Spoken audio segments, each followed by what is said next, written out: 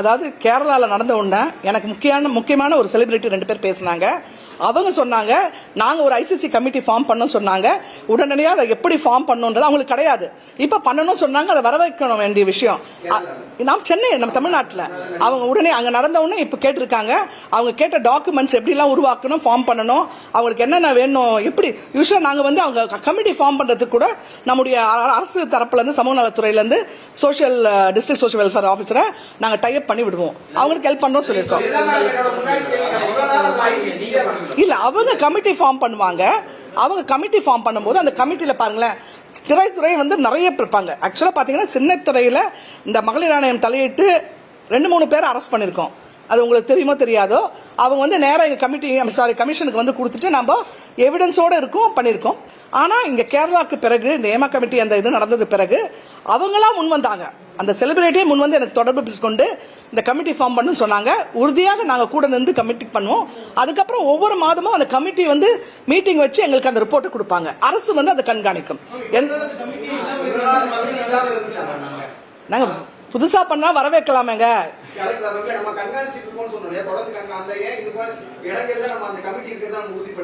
இல்லங்க, இப்ப வந்து சினிமா துறை வந்து இப்ப இது வந்ததுனால தான் தெரியுது. எல்லாமே நம்ம working place, others act, sexual harassment act working place 2013 இருக்குது. ஸோ எல்லாமே வேலை செய்யற இடத்துல பார்த்தா எல்லா இடத்துலயும் இருக்கும். நான் எனக்கு முன்னாடி நான் ஒரு இடத்துல வேலை செஞ்சேன், அங்கேயும் பார்த்தா இருந்தோம். அதில் நான் வந்து one of the member also. So எல்லா நிறுவனங்களும் இருக்குது. பட் ஆனால் இந்த மாதிரி கலைத்துறை அந்த மாதிரி இடத்துல இல்லை. இது ஒரு ஐ ஓப்பனர். இப்போ கேரளாவில் பண்ணதுனால இப்போ நம்ம மற்ற எல்லா மாநிலங்களும் பண்ணுவாங்க என்று நம்புகிறோம்.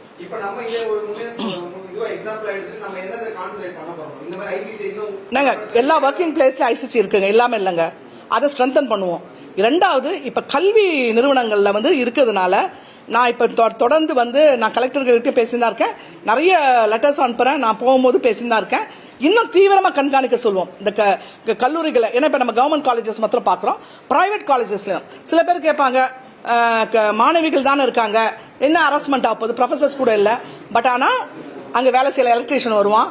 உங்களுக்கு என்ன நடந்துச்சு தெரியும்ல, அங்கே எலக்ட்ரீஷியன் வருவான், பிளம்பர் வருவாங்க. இவங்க யாராவது வரும்போது அந்த மாதிரி இருக்கும்னால தொடர்ந்து பண்ணுவோம். ஏன் கண்டிப்பாக பண்ணலாங்க.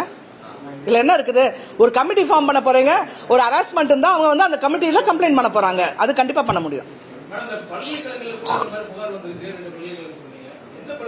அது சொல்ல மாட்டாங்க.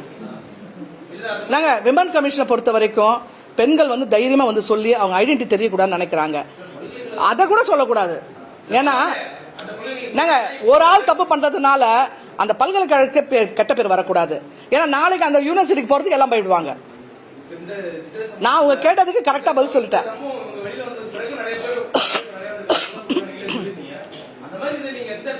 நாங்க வந்து கமிஷன்ல வந்து யார் பேரும் சொல்ல மாட்டோம், எங்க இருந்து புகார் வந்து சொல்ல மாட்டோம்.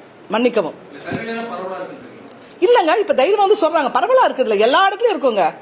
வேலை செய்யற எல்லா இடத்துலயும் இருக்கும். அது கல்வி நிறுவனமா இருக்கட்டும், நீங்க வந்து வீட்டுல வேலை செய்யற பெண்களுக்கு பாலியல் துன்புறுத்தல் இருக்கும், எல்லாமே போயிடும். ஒரு பெண் என்றாலே எல்லா பிரச்சனைகளும் இருக்கும். அது எங்க போய் வந்து சொல்லணும்ன்றதை தான் நம்ம இப்ப தீவிரமா நம்ம பண்ணிட்டு இருக்கோம். நன்றி.